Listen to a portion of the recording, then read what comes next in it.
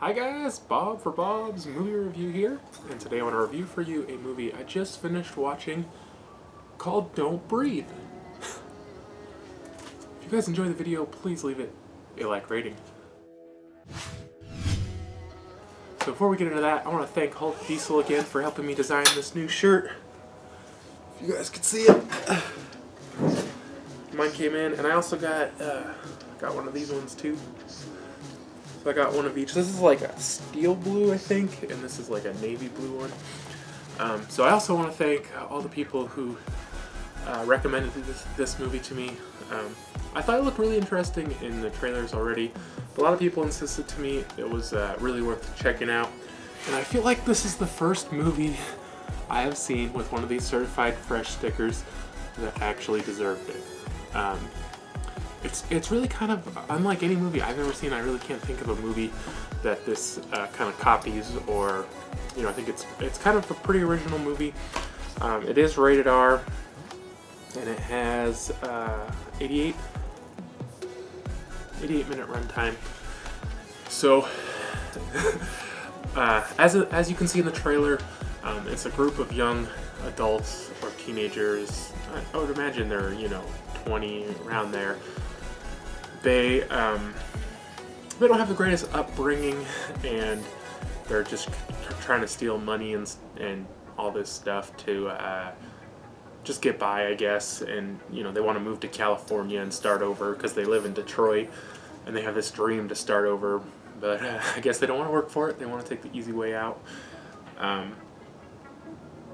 So they find out there's this guy. He's a war veteran, and he was blinded in the war, and his daughter was killed.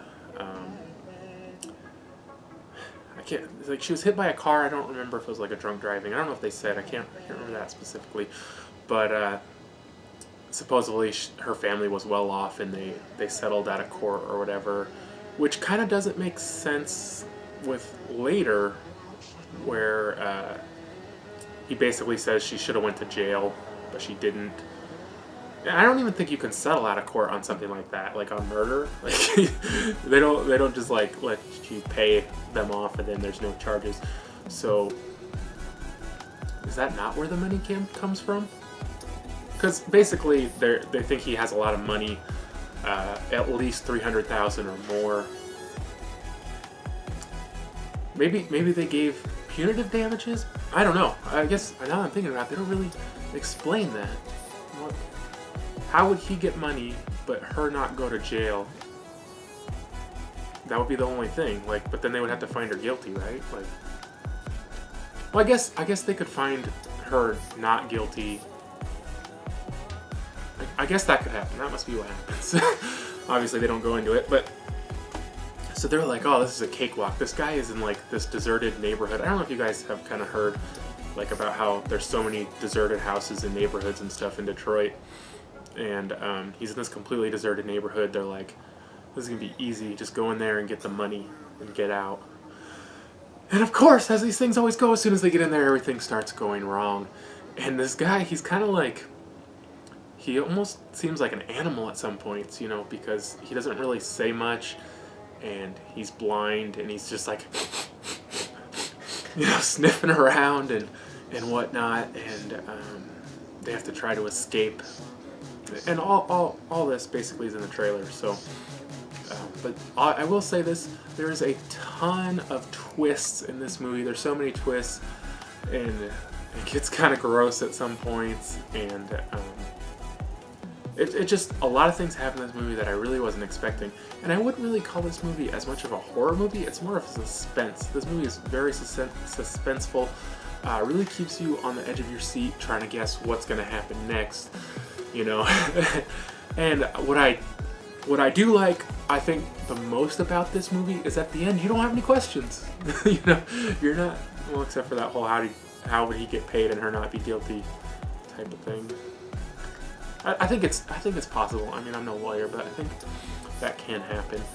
But they couldn't just pay him off, But they wrap everything up. Everything is answered. You're not wondering. They answer everything throughout the movie. So I did really enjoy this one. I think it was a really well made. I do feel, however, there is some negative. I feel like, without naming anything specifically, there are certain situations in this movie that I think are highly unlikely. And I just think that things that happened probably would not happen in this way. And if you guys watch it, you'll probably see some of the things I'm talking about. But I feel like if I told you, it would give away too much of the movie. Let's just say that, like, there's a lot of things that are convenient, or you know, well, whatever. No movie's perfect. I did really enjoy this one though, and I don't think I'm going to rate it quite as high as some people told me they would rate it. That's fine.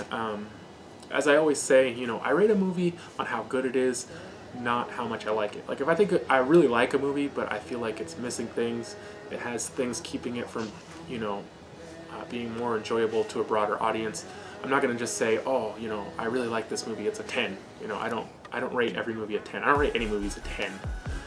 You know, of course it is how much I like it, but it's how good I feel the movie is. And like I said, this movie does have a few issues. I don't know how rewatchable this movie would be. It's once you've seen it, you know you've seen it. So I'm going to give this one a 7 out of 10. It's still a good score. You know, I don't give a lot of movies that high of a score. And one of the better horror movies, if you can call it horror, at least one of the better suspense movies I've seen in a while. Yeah, definitely worth checking out if you guys haven't already seen this. And I want to thank you guys so much for watching. Remember, if you enjoyed the video, to give it a thumbs up, subscribe, and check out the recommended videos. And I'll see you guys next time.